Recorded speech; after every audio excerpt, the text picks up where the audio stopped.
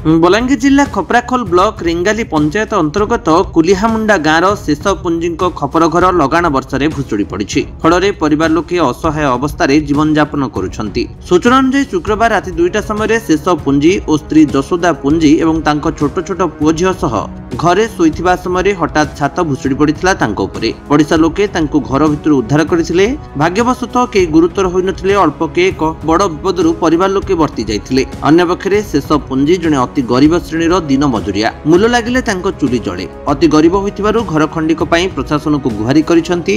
घर खंडे नथिबा जोगु आज दुर्दिन अवस्था पड़ी रहिसंती परिवार। से निज माटी घरे परिवार सह खरा वर्षारे जीवन यापन करंती। परिवार लोके एबे अन्य घर आश्रय नैथिबा जणा पड़िछि। वर्तमान घरर छात भुशुड़ी जाइथिबारु से चिंतारे पड़िथिबा बेले तुरंत विभागीय अधिकारी तथा जिला प्रशासन एथिप्रति दृष्टि देई आवश्यक पदक्षेप नेबाकू ग्रामवासी पक्षरु दाबी हेउछि। शेष पुंजी कुलिहामुंडा वर्षा हला जो राति शोथन आर दी बाई थिला आर घर पूरा पूरी सब भसिक चेक देला। इटा 4 जन आम 2टा चेयर में पूरा छा 2टा आम 2 जन अभियोग करनी खाली सरपंच कर सरपंच हाँ देखमा कहमा बोले। बलांगीर अंजु पृष्टि रिपोर्ट विश्व विजय न्यूज ओडिशा।